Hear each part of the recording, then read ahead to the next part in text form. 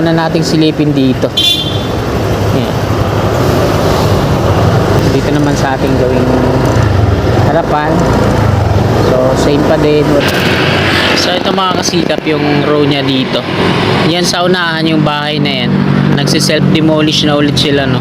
Pero yung nandoon sa unahan dito sa gilid sa kaliwa, no, may mga sinampay pa. Ako di ko na kaya yung init dito. Dito lang ako sa open area, kaya andyan yung mga masisipag nating mga workers. Talagang sumisilong dahil balot nga sila ng uniforme, mainit yung panahon. Kaya walang makakatagal na nasa open ka. Ito yung double decker mga kababayan. Yan. Ito yung mababa sa nilagyan na nila ng shoring jack, tinanggal ulit. Bukod-bukod ng pier head to, no.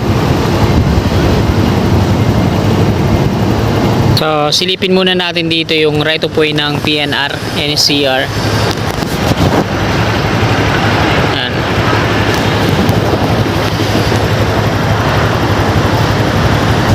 Ayan yung mga heavy equipment ng San Miguel Corporation, no? Sila yung nagde-dredging dyan sa Ilog Pasig. So parang mag-uumpisa na yata yung rehabilitasyon dito mga kababayan. Yung dati may tarpaulin dun, mamaya babasahin natin yan. Ayan, nandito tayo ngayon mga kasikap sa kabahan ng Quirino Avenue southbound. At eto, naglagay na sila dito ng tarpaulin. Nakalagay Development of Senior Citizens Park and Pet Park Pandakan. Groundbreaking ceremony January 2020, 26 ngayon po yun, no? Sinimulan ko to, walang naniniwala sa paligid ko. Happy Tuesday morning mga kababayan. Welcome po muli sa panibago na naman nating update. At nandito tayo ngayon sa may Paco Santa Mesa Road, corner Beata Street. So mag-update muna tayo dito sa section 2A, right of way. At ito na yon sa ating gawing kanan. Una muna nating silipin dito. Ayan.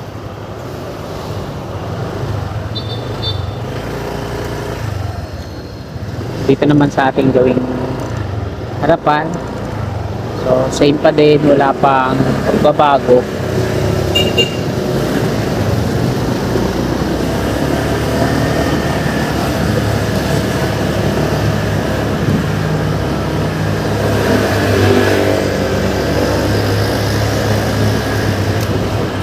Ayan, dito sa ating gawing kanan yung right of way.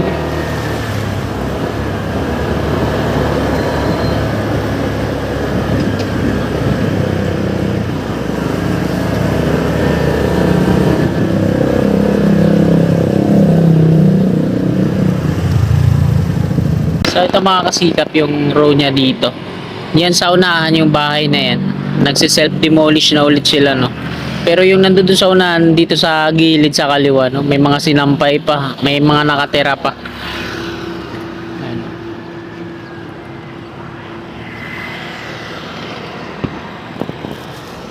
Dito naman sa likod. So yan yung status ngayon dito.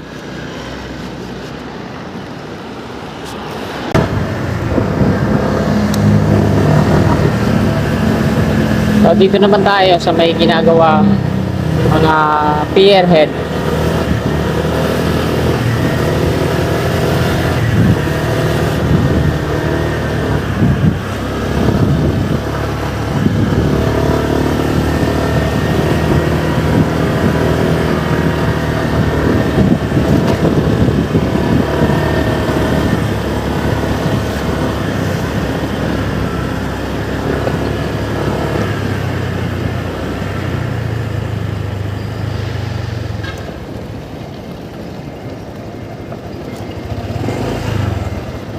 So nandito na tayo mga kasikap sa may flyover dito sa may Beata Pandakan. So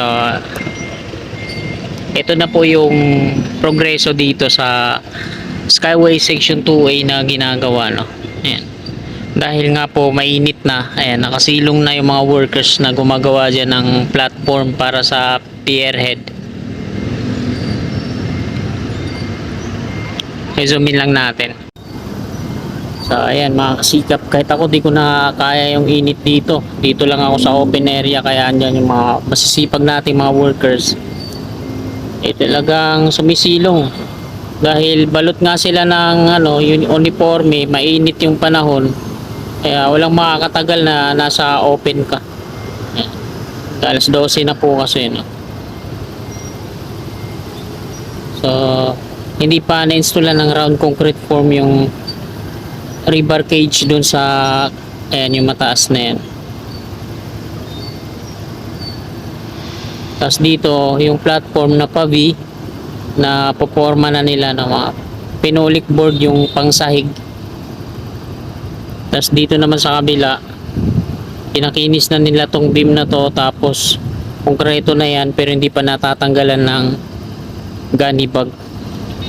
Dito naman sa double decker, ayan, may rebar cage na sa taas pero di pa napupormahan yan. Sa baba okay na yon. Ayan, dito naman sa unang magkaparehas na sasalo dito sa viaduct ng Skyway Stage 3. Ayan, tinanggal ulit yung mga shoring jack sa baba. So diretso tayo dito mga kasikap sa unahan.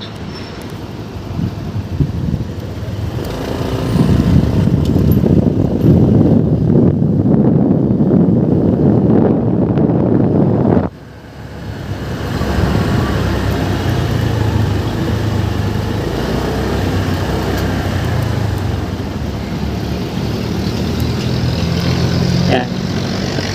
Ito po yung Skyway Stage 3.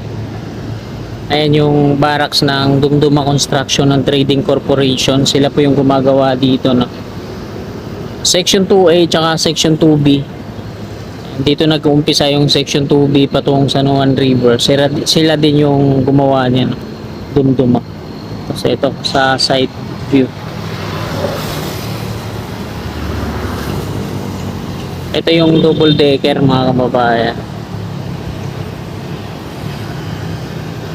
Ito yung mababa sa nilagyan na nila ng yun, shoring jack, tinanggal ulit. Bukod-bukod ng pier head to, no?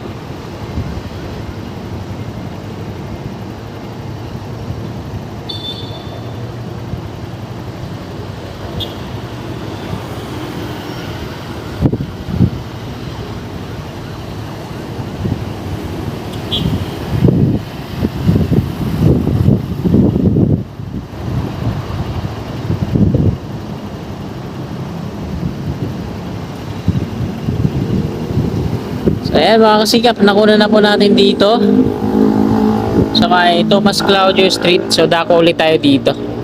Dito naman tayo kukuha ng video sa may nagdi-dredging dyan.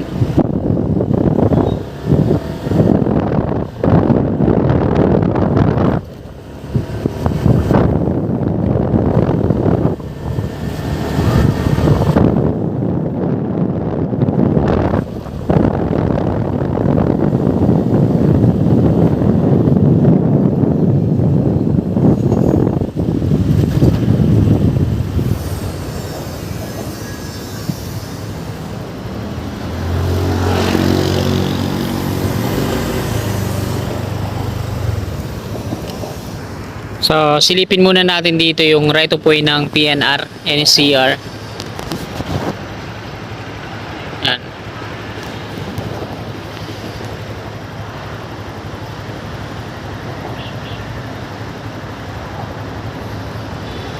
So, yan na po yung latest dyan.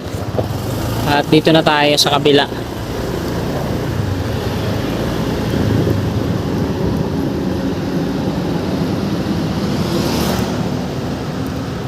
Yan. Ayan yung mga heavy equipment ng San Miguel Corporation, no? Sila yung nagde-dredging dyan sa Ilog Pasig.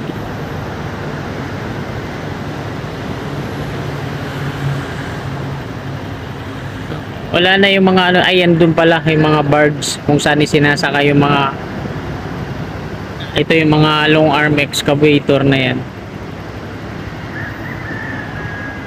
At wala na rin dito yung gabundok na mga lupa na tinambak nila. Yung magkahalong basura at mga borak galing dyan sa Ilog Pasig.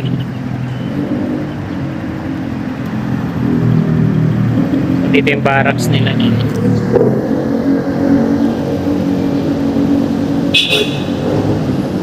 So yan mga kasikap, diretso tayo sa may Plaza Azul. Pakita ko naman sa inyo doon yung pag-clearing nila, no? nagki-clearing na sila doon. Parang gagawin na yata yung ano doon, yung rehab doon sa may Plaza Azul.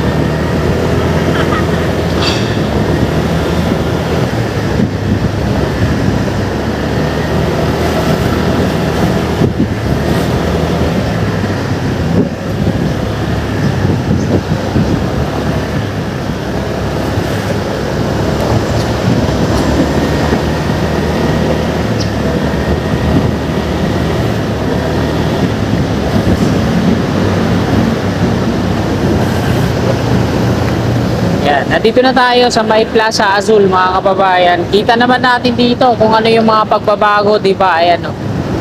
Nilagyan na nila ng mga nilagyan na nila ng mga plastic barrier mula doon sa unahan. So hanggang dito. May tarpaulin doon, mamaya babasahin natin yan. Malamang ayan na yan, yung rehabilitasyon dito, yung gagawa sila ng basketball court, badminton court, tapos itong parking, ayan, tapos na to. Bali, ayusin na lang to. Tapos, mga pavilion, kung ano-ano pa dyan. Ayan yung Plaza Azul, yung dating parke. Palaruan ng mga bata na naging balakid kaya tinanggal dahil nga po, dito northbound, tapos southbound sa kabila ng Quirino Avenue, kaya naging delikado sa mga batang tumatawid. So, tingnan natin kung ano yung magiging kahinatnan dito, kung babakuran ba nila ng mataas to dito magkabilaan para walang mga kabataan na labas-pasok kasi ang lalaki ng mga sasakyan dito, mga container truck na dumadaan. Ayan, nandito tayo ngayon mga kasikap sa kabahan ng Quirino Avenue southbound at eto, naglagay na sila dito ng tarpaulin, nakalagay Development of Senior Citizens Park and Pet Park Pandakan. Groundbreaking ceremony January 2026 ngayon po yun, no? Meron na nga po doon nakantabay na UNTV Media.